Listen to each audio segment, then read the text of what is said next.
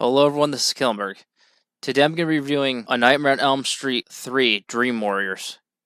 So this movie starts with Kristen Parker crafting a replica of Freddy's house. And she's making it with like popsicle sticks and stuff. She's also blasting loud music. Her mom comes in and asks why she's still up. She said she was waiting for her.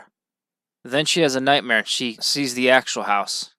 She saw kids jump roping and a girl on a tricycle, and follows her into the boiler room. The girl says Freddy's home, and Kristen is chased by Freddy.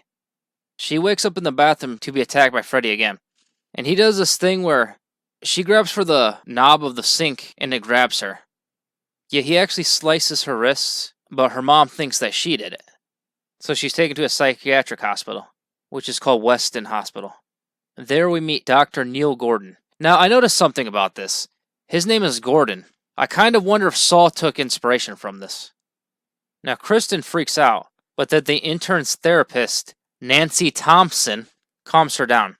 She also recognizes Freddy's nursery rhyme. Nancy is introduced to the rest of the patients. Philip, a sleepwalker. Kincaid, who gets in trouble a lot. Jennifer, who wants to be an actress. Will, who is actually in a wheelchair. Taryn, a former drug addict.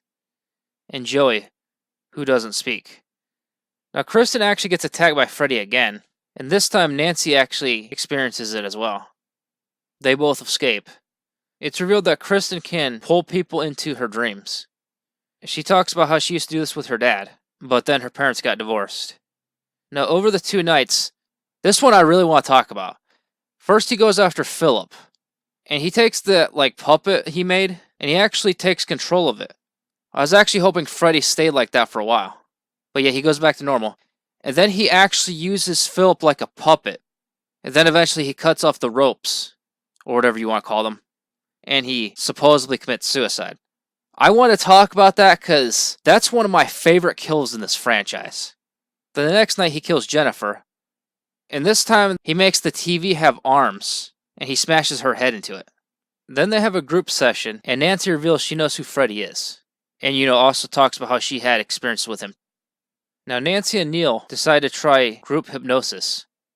While in the dream, Joey wanders off. Freddy disguises himself as the nurse, and that left him comatose in the real world. As a result, Nancy and Neil are both fired. Neil is told by Sister Mary Helena about Amanda Kruger. Amanda Kruger is a nun that was locked in a room over the holidays with a bunch of mental patients, and they raped her. She says that Freddy's bones need to be put to rest. They ask Donald Thompson where the bones are hidden. Nancy finds out that Kristen is going to be sedated. Neil actually ends up getting Donald to help them. He does it with violence, though. Since Donald Thompson is a cop, couldn't he actually arrest Neil? So I think that would actually be classified as assaulting an officer. Nancy talks the other ones into doing the hypnosis again. They reunite with Kristen, but are separated by Freddy. Now Taryn and Will are killed. Now Will, I actually thought he may have actually had a chance to defeat Freddy. Will actually turns into a wizard, but Freddy says he doesn't believe in fairy tales and kills him. Kristen, Nancy, and Kincaid reunite though. Now Donald and Neil find Freddy's remains. But Freddy takes possession of his skeleton. And I actually like this part. I know some people might not like it because this came out in 1987. So you can imagine it doesn't look like what it would look like today. But I think it was pretty good for that time. I also like the idea of him taking possession of his skeleton. He ends up killing Donald. Now after they thought they defeated Freddy, Joey uses his voice to stop Freddy. Then Donald tells Nancy that he is crossing over. But it's revealed to be Freddy in disguise. He stabs Nancy. He tries to kill Kristen, but Nancy ends up stabbing Freddy with his own glove. Now Neil wakes up. He pushes Freddy's bones into a hole. He uses holy water and a cross on him. This seems to actually destroy him. It's actually pretty cool how this happens too. It's like his body starts lighting up from the marks from the holy stuff. Now Nancy has a funeral. Neil sees Sister Mary again. He follows her, but she disappears. He then encounters her grave. It turns out she's Amanda Kruger. So yeah, this nun is Freddy's mom.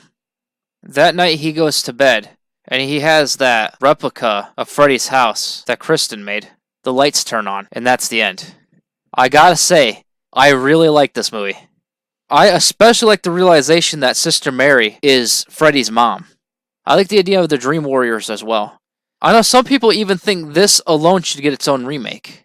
I'm not a fan of remakes, but I could understand where they're coming from. No, this movie is not without flaws, but like I said, I think it's really good. I would highly recommend this one. Alright, I hope you enjoyed my review of A Nightmare on Elm Street 3 Dream Warriors. I'll see you guys again soon.